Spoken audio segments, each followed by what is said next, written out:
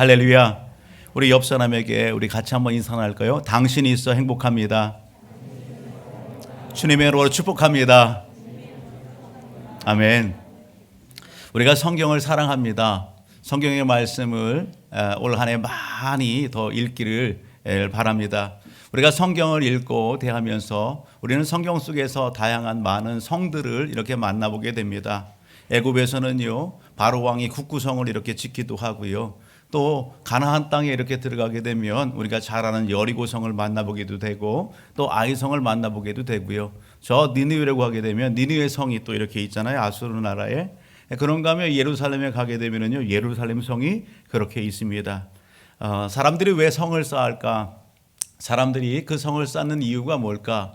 오늘 우리가 여러분 성경 속에서 성을 보게 되면 그 성 안에서 사람들이 기거하면서 생명을 보호받고 재산을 보호받고 뭔가 그러한 그 보호받는 일들, 그리고 그곳에서 기쁨을 누리고 행복을 찾기 위해서 성을 쌓고 성 안에 머무는 것을 보게 됩니다.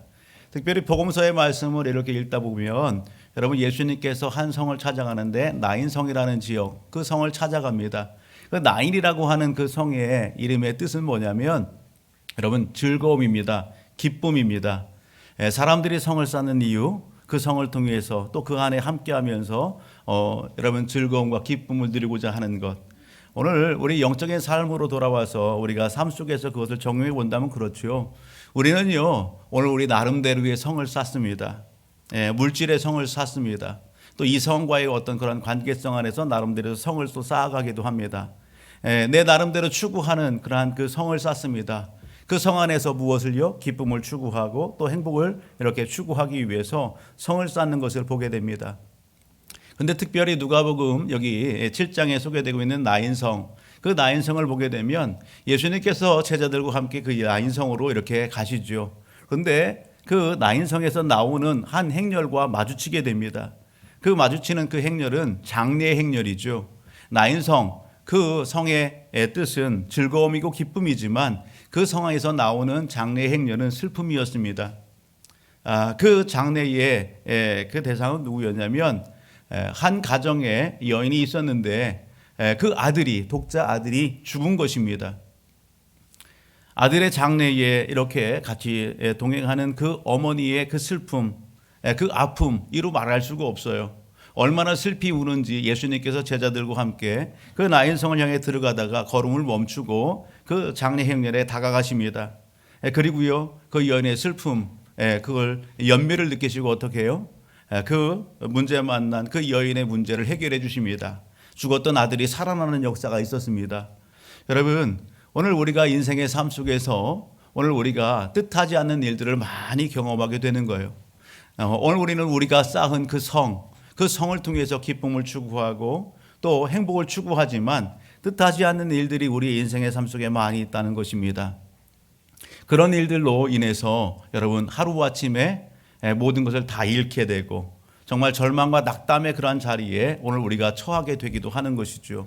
오늘 나인성의 한 가정의 여인을 통해서, 어머니를 통해서 오늘 우리는 그것을 알 수 있어요.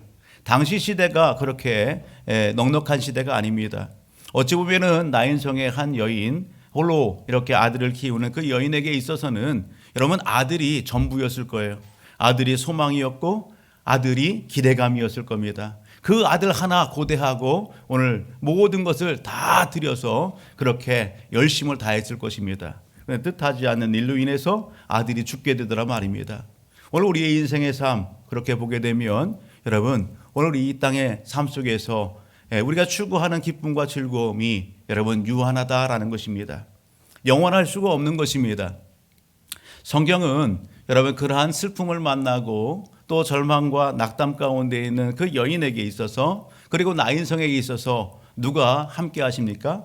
하나님께서 이 땅에 보내신 예수 그리스도가 찾아가시고 함께 하시는 것입니다. 예수 그리스도가 함께 할 때에 그 여인의 슬픔이 기쁨으로 바뀌어지는 놀라운 은혜와 역사가 일어나게 되는 것입니다. 여러분, 잃었던 나인성의 그 기쁨을 예수님이 함께 할 때에 여러분, 본래의 그 기쁨을 나인성의 주민들이 함께 누리고 여러분 기뻐하고 즐거워하게 되는 것입니다. 따라합니다. 예수가 함께하면 됩니다. 예수가 함께 갈 때에 여러분 오늘 이 땅에 유한한 그러한 기쁨의 삶 속에 영원한 기쁨을 오늘 우리가 만끽하게 되고 누리게 된다라고 하는 사실입니다. 이것을 여러분 누가 경험하냐면 사도 바울이라고 하는 믿음의 인물이 크게 경험합니다. 그러기에 오늘 사도 바울은 오늘 본문의 말씀을 통해서 오늘 빌립보 교회와 성도들에게 그렇게 권하는 것입니다. 누구보다도 여러분 오늘 하나님께서 주신 기쁨, 여러분 그 기쁨을 만끽한 사도 바울이 오늘 본문의 말씀을 통해서 빌립보 교회와 성도들에게 권면한다고요. 즉 달리 표현하면 시대는 다르지만 오늘 예배 현장 가운데 함께한 저와 우리 모든 가족들에게 오늘 하나님은 본문의 말씀을 통해서 우리에게 하나님의 마음을 오늘 우리에게 전달하십니다. 그것이 무엇일까? 따라합니다. 주 안에서 기뻐하라. 예, 주 안에서 예수 그리스도 안에서 기뻐하라라는 것입니다. 여러분 오늘 사도 바울이 있는 삶의 자리가 어디예요?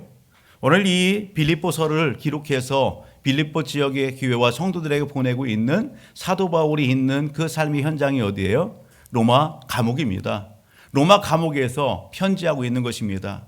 우리는 대체적으로 여러분 나를 포로로 삼고 내가 묶여 있는 그 감옥, 여러분 그 감옥에 이렇게 처하게 된 그 사람들의 이야기를 들어보게 되고 또 자료를 통해서 이렇게 보게 되면 한결같이 그 감옥의 생활을 하는 사람들은요 자기 자신을 어떻게 해요? 변론하기에 급합니다. 자기의 어떤 죄, 자기의 잘못, 그 감옥에 갈 수밖에 없었던 그 상황, 그것을 인정하느냐? 대다수가 인정하지 않는다는 거예요. 거부한다는 겁니다. 그것을 자기 자신은 여기에 있을 사람이 아니라는 것이죠. 오히려 변론하고 그리고 누군가를 탓하고 그러면서 원망하고 불평하고 그리고 여러분 감정이 폭출하는 그런 일들이 많이 있다는 사실입니다. 여러분 누구보다도 사도 바울이 그럴 상황입니다. 사도 바울이 윤리적으로나 도덕적으로나 사람 관계에 있어나 하나님 관계에 있어서 여러분 뭔가 잘못한 일이 없습니다. 그럼에도 불구하고 사도 바울이 지금 어디예요? 로마의 자릿한 감옥에 있는 것입니다. 그곳에서 사도 바울이 이야기하는 게 뭡니까? 사도 바울은 누구를 탓하지 않습니다. 사도 바울은 누구를 원망하지 않습니다. 불평하지 않습니다. 이 빌립보서 내용 안에서 보게 되면 사도 바울은 계속해서 무엇을 얘기하냐면 기쁨을 이야기합니다. 기쁨을 이야기하고 또 기쁨을 노래하고 기쁨을 권하고 있음을 보게 됩니다. 어떻게 사도 바울이 그 감옥 안에 있으면서 여러분 그러한 상황 가운데에서 이렇게 기쁨을 논하고 기쁨을 이야기하고 도전할 수 있을까? 우리는요 이 빌립보서 안에서 여러분 그 비결을 오늘 우리는 찾아볼 수 있습니다. 우리가 한 장 넘겨서 빌립보서 3장의 말씀을 가서 보게 되면 3장 4절로부터 9절의 내용을 보게 되면 사도 바울이 자신에 대해서 이렇게 얘기하는 것을 보게 됩니다. 3장 4절로부터 9절 같이 한번 읽어봅니다. 그러나 나도 육체를 신뢰할 만하여 만일 누구든지 다른 이가 육체를 신뢰할 것이 있는 줄로 생각하면 나는 더욱 그리하리니 나는 8일 만에 할례를 받고 이스라엘 족속이요 베냐민 지파요 히브리인 중에 히브리인이요 율법으로는 바리새인이요 열심으로는 교회를 박해하고 율법의 의로는 흠이 없는 자라. 그러나 무엇이든지 내게 유익하던 것을 내가 그리스도를 위하여 다 해로 여길 뿐더러 또한 모든 것을 해로 여김은 내 주 그리스도 예수를 아는 지식이 가장 고상하기 때문이라.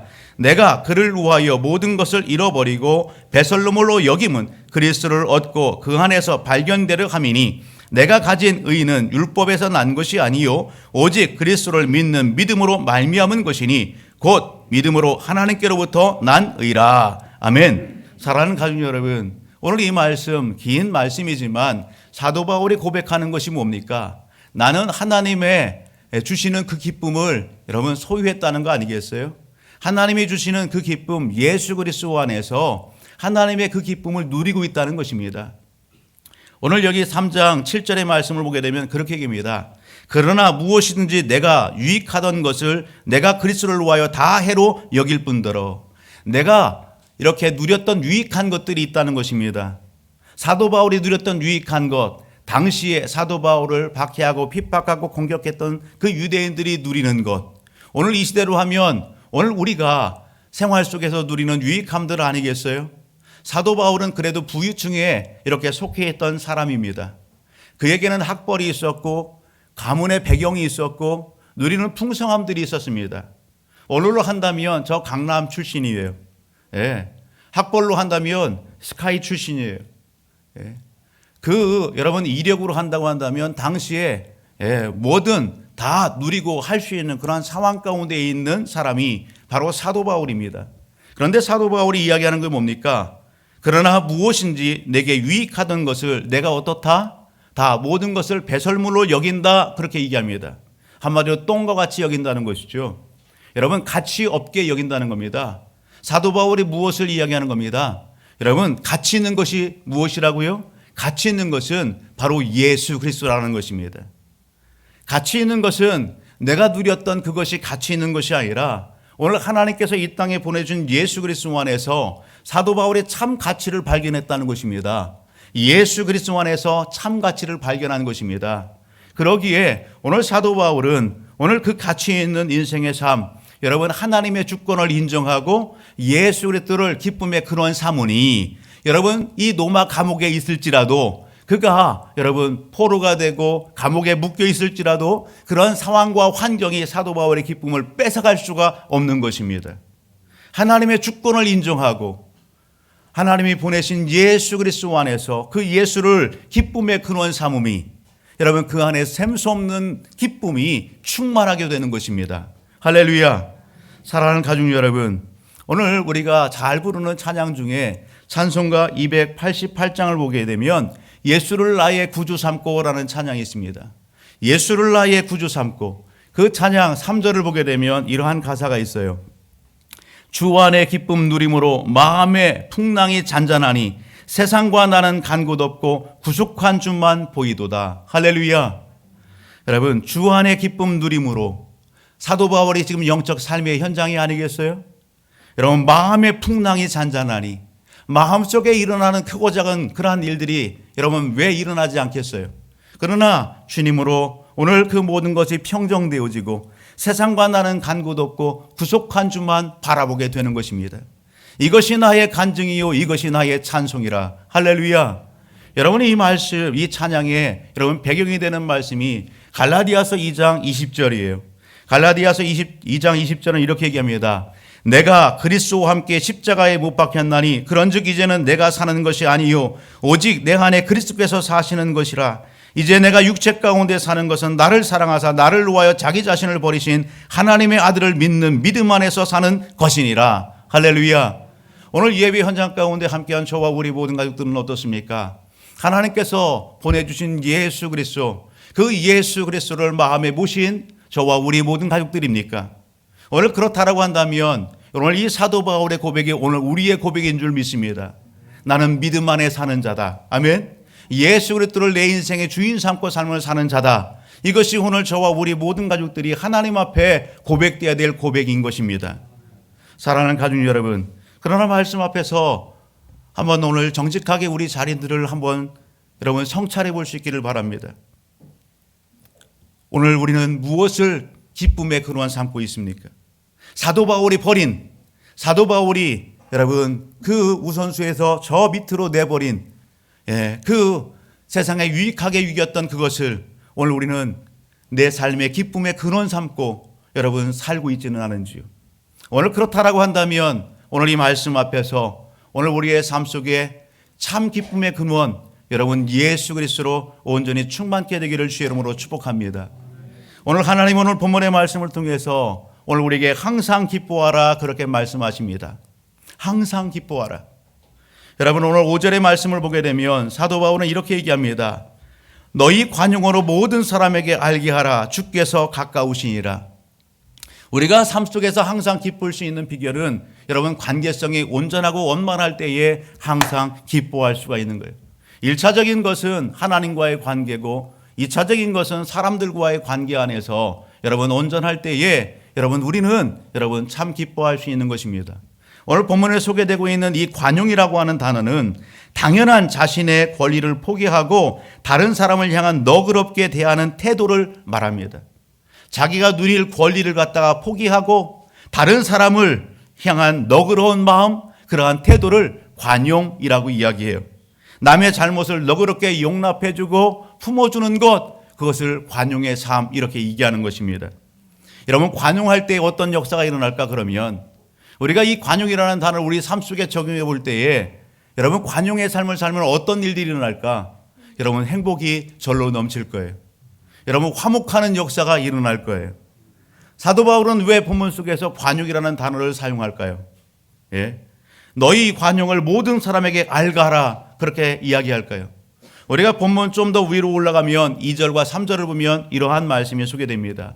이 말씀은 당시에 사도 바울이 빌립보 교회와 성도들에게 편지하는 이유일 수 있습니다. 당시 빌립보 교회와 성도들에게 일어난 작은 여러분 문제가 있음을 오늘 우리는 발견하게 됩니다. 그게 뭐냐? 내가 유오디아를 권하고 순두개를 권하노니 주 안에서 같은 마음을 품으라. 빌립보 교회에 누가 있어요? 유디아와 순두개가 있음을 보게 됩니다. 이 사람들은, 이 성도들은 어떤 사람이냐? 3절을 보게 되면 또 참으로 나와 멍에를 같이 한 내게 구하노니 복음에 나와 함께 힘쓰던 저 여인들을 돕고. 여러분, 사도 바울의 복음 전도 현장 가운데에 적어도 힘을 모으고 함께 동역했던 사람들이에요. 빌립보 교회 안에서 그래도 중진격에 속하는, 그래도 열심히 있는 그러한 여인들입니다. 오늘 그런데 본문의 말씀을 보게 되면 이 유오디아와 순두개가 어떻다고요? 같은 마음을 품어라 이야기하는 것은 마음을 같이 하지 못한다는 사실이죠. 뭔가 무슨 일로 인해서 두 사람의 마음이 갈라져 있는 것을 보게 되는 것입니다. 교회의 중진이 마음을 하나로 뭉치지 못하니 그 공동체에 여러분 그 삶이 어땠을까요? 행복했을까요? 화목했을까요? 그러지 않았을 것 같아요. 두 사람뿐만 아니라 오늘 두 사람이 머물고 있는 공동체 안에도 두 사람의 그러한 모습들이 서로 갈등을 조성하게 되고 뭔가 불화를 조성하고 뭔가 원만치 않는 그러한 그 공동체의 생활인 것을 오늘 우리는 유추해 볼 수 있는 것입니다. 그러게 사도 바울은 뭐라고 얘기하는 거예요? 관용하라 이야기하는 겁니다. 이 관용하라고 하는 단어를 달리 표현하게 되면 여러분 따라합니다. 사랑하라. 사랑하라. 그렇습니다. 이 관용이라는 삶을 달리 표현하면 사랑하라는 것입니다. 요한복음 13장의 말씀을 가서 보게 되면 예수님께서는 이렇게 제자들에게 이렇게 말씀하셨어요. 요한복음 13장 34절로부터 35절. 새 계명을 너희에게 주노니 서로 사랑하라. 내가 너희를 사랑한 것 같이 너희도 서로 사랑하라. 너희가 서로 사랑하면 이로써 모든 사람이 너희가 내 제자인 줄 알리라. 아멘. 여러분, 관용의 삶은 사랑의 삶입니다. 사랑의 삶은 다른 표현으로 하면 사명입니다. 예수님께서 제자들에게 여러분 너희가 나의 제자됨을 증명해내라 그렇게 얘기합니다. 오늘 이 시대에 저와 우리 모든 가족들이 우리가 하나님의 자녀고 우리가 예수의 자녀가 된 것을 여러분 증명해낼 수 있는 방법이 있습니다. 그것은 뭐냐? 사랑하는 것입니다. 공동체 안에서 서로 사랑하는 것입니다. 직장 안에서 예수 그리스도를 모신 믿음의 사람답게 공동체 안에서 사랑하는 것입니다. 내가 속해 있는 학교, 학원 안에서 사랑하는 것입니다. 사람들과의 관계 안에서 여러분 그리스도를 닮은 사람답게 사랑을 실천하고 그 삶을 본보여 줌으로 말미암아 나와 함께하고 있는 그 사람들에게 감동을 주는 그 삶으로 내가 예수의 제자가 되고 하나님의 백성이 된 것을 증명해낼 수 있는 것입니다. 사도 바울은 그 삶을 보여주고 있습니다. 로마의 감옥에 갇힌 이유는 여러분 사도 바울 하나님의 영광을 위하여 복음 증거하지요. 하나님의 나라의 확장을 위하여 여러분 복음 전도하지요. 그러나 사도 바울을 시기하고 질투하는 무리들로 인해서 고발당하고 사도 바울은 하나님의 영광 더 큰 일을 위하여 여러분 포송줄에 묶여서 로마에 그렇게 압송되고 감옥에 있는 것입니다. 그럼에도 불구하고 사도 바울은 여러분 그 장 가운데에서 사도 바울을 만나기 위하여 오는 사람들에게 어떻게 해요? 마음을 열고 생각을 열고 여러분 입을 열어서 복음을 증거합니다. 마음을 닫지 않습니다. 사도 바울 하나님의 주권을 인정하고 예수들을 기쁨의 근원 삼은 이 사도 바울 주님께서 본부였던 여러분 관용의 삶, 사랑의 삶, 이 사명의 삶을 그의 삶 속에서 증명해내고 있는 것입니다. 오는 모든 이들에게 기쁨의 근원이 되는 예수 그리스도를 전달하고 또 전달하는 것입니다. 여러분 사도 바울의 그 삶의 현장들 통해서 우리가 도전받을 삶이 있습니다. 그것이 무엇이냐면 빌립보서 3장 12절의 말씀으로 가서 보십니다. 빌립보서 3장 12절로부터 말씀을 보면 이렇게 얘기합니다. 14절까지만 같이요. 시작. 내가 이미 얻었다 함도 아니요 온전히 이루었다 함도 아니라 오직 내가 그리스도 예수께 잡힌 바 된 그것을 잡으려고 달려가노라. 형제들아, 나는 아직 내가 잡은 줄로 여기지 아니하고 오직 한 일, 즉 뒤에 있는 것은 잊어버리고 앞에 있는 것을 잡으려고 표대를 향하여 그리스도 예수 안에서 하나님이 위에서 부르신 부름의 상을 위하여 달려가노라. 아멘. 사도 바울이 무엇을 얘기합니까? 로마 감옥에 갇혀서 여러분 찾아오는 사람들에게 내가 이런 사람이야, 내가 아시아에서 이런 일을 했어, 내가 하나님의 놀라운 일들을 이루었던 이런 사람이야. 여러분 과거에 묶여있고 과거의 이야기, 나 때 이야기를 이야기합니까? 그렇지 않습니다. 사도 바울은 강조하는 것이 뒤의 것은 잊어버리고 과거에 하나님 앞에 행했던 그 모든 일들은 다 여러분 기억에서 지워버리고 현재 삶의 자리에서 하나님의 영광과 기쁨을 위하여 달려간다 이야기하는 것입니다. 무엇을 표대 삼아서? 하나님의 나라와 그 상을 바라보면서 표대 삼고 달려가노라 이야기하는 것입니다. 좀 더 뒤로 가서 20절을 보게 되면 그러나 우리 시민권은 하늘에 있는지라 거기로부터 구원하는 자 곧 주 예수 그리스도를 기다리노니. 아멘. 사도 바울의 삶의 목표와 여러분 방향성은 분명합니다. 하나님의 나라, 하나님의 상급입니다. 오늘 예배 현장 가운데 있는 저와 우리 모든 가족들, 여러분 사도 바울과 같이 여러분 지난 과거의 일들은 하나님 앞에 다 맡기시고 십자가에 다 묻으시고 현재 삶의 자리에서 나를 통해서 하나님께서 찾으시는 삶, 기뻐하시는 삶이 무엇인가를 여러분 마음에 새기시고 여러분 사도 바울과 같이 표대를 정하고 하나님의 나라 그 상을 바라보며 믿음의 선한 싸움을 싸울 줄 아는 저와 우리 모든 가족들이 되기를 주의 이름으로 축복합니다. 여러분 그래도 좋을 이유가 뭡니까? 그래도 좋을 이유는 여러분 이 사명자의 삶, 사랑을 실천하고 관용의 삶을 사는 이 삶 속에 고난이 있습니다. 여러분 오해받는 일이 있습니다. 슬픔도 있습니다. 아픔도 있습니다. 그러나 여러분 분명한 것은 그래도 여러분 이것이 가치 있는 것은, 이것이 보람된 것은 여러분 오늘 4장 1절을 보면 사도 바울이 이렇게 얘기하죠. 그러므로 나의 사랑하고 사모하는 형제들, 나의 기쁨이요 면류관인 사랑하는 자들아, 이와 같이 주 안에 서라. 따릅니다. 열매가 있기 때문입니다. 열매가 있기 때문에 그렇습니다. 여러분 오늘 믿음 안에서 오늘 그 믿음의 삶을 살 때에 하나님은 열매 맺게 하십니다. 사도 바울 고난이 있었습니다. 사도 바울 이렇게 오해받는 일이 있습니다. 사도 바울 몰매 맞는 일이 있습니다. 그렇지만 그 사도 바울의 사명 감당의 자리, 사랑 실천의 자리에 여러분 어떻게 해요? 나의 기쁨, 면류관인 사랑하는 자들, 하나님의 예비된 영혼들을 만나고 그들이 주의 제자로 세워지는 놀라운 은혜의 열매들을 보게 되는 것입니다. 오늘 믿음의 성들의 삶 속에도 이러한 열매가 주렁주렁 맺히기를 주의 이름으로 축복합니다. 하나 더 있다라고 한다면 5절 중반절입니다. 주께서 가까우시니라. 아멘. 여러분 이 땅의 삶, 여러분 주님이 약속하셨습니다. 내가 다시 온다. 오늘 우리를 데리러 하나님의 백성 믿음의 성도를 데리러 다시 오신다 말씀합니다. 동일한 말씀 가운데 야고보서 5장의 말씀을 가서 보게 되면 여러분 야고보서 5장 7절로부터 9절 보면 동일하게 이러한 말씀이 기록되어 있음을 보게 됩니다. 그러므로 형제들아 주께서 강림하시기까지 길이 참으라. 보라 농부가 땅에서 나는 귀한 열매를 바라고 길이 참아 이른 비와 늦은 비를 기다리나니 너희도 길이 참고 마음을 굳건하게 하라. 주의 강림이 가까우니라. 형제들아 서로 원망하지 말라. 그리하여 심판을 면하리라. 보라 심판주가 문 밖에서 계시니라. 아멘. 사랑하는 가족 여러분, 주님이 다시 오셔서 이 땅의 믿음의 성도들 주의 나라와 영광을 위하여 여러분 수고하고 애쓰고 그렇게 여러분 오늘 상처 입고 마음 상한 그 모든 부분들 그 눈의 눈물을 어떻게 한다고요? 다 씻어주신다고요.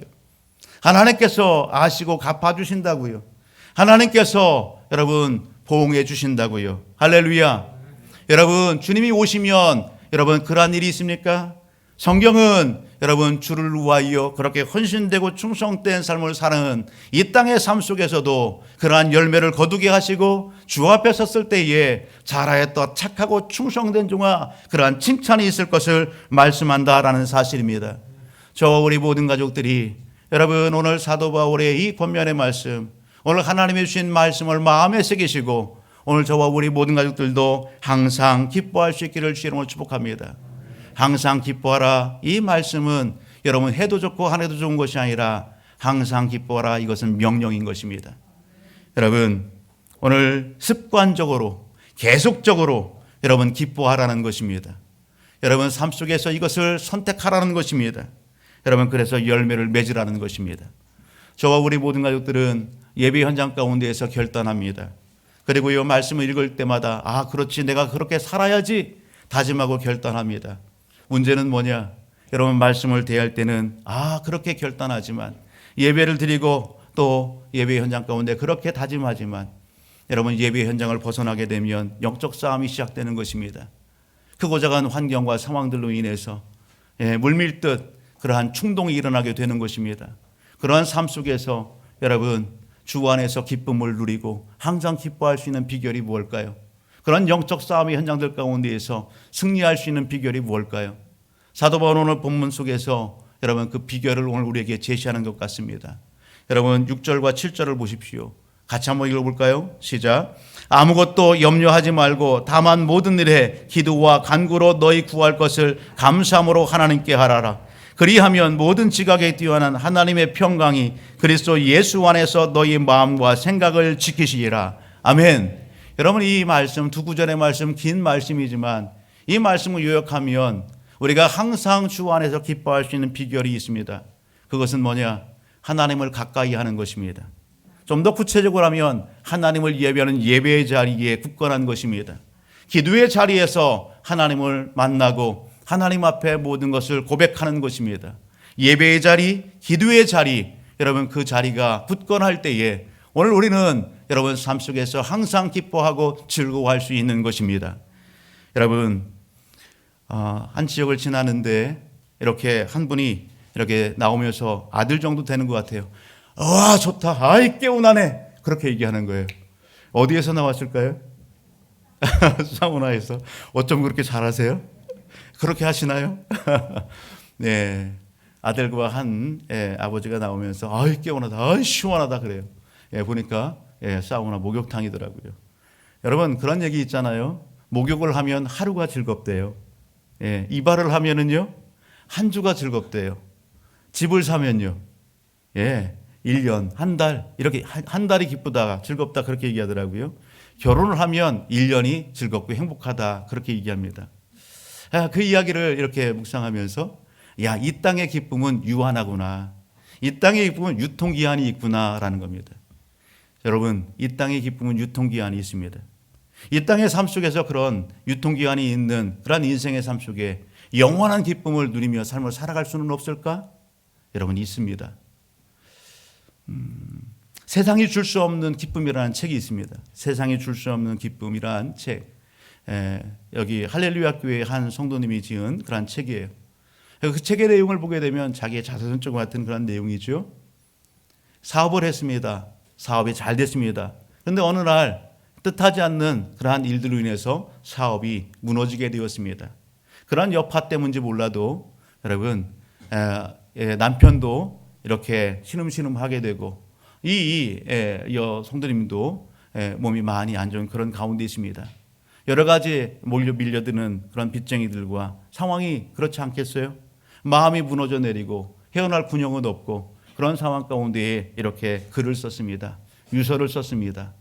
그런데요, 그 유서를 쓴 그 다음 날 뭔가 겨냥하려고 할 때에 가까운 지인이 이렇게 방문하게 됐고 그리고서 예수 그리스도를 소개했어요.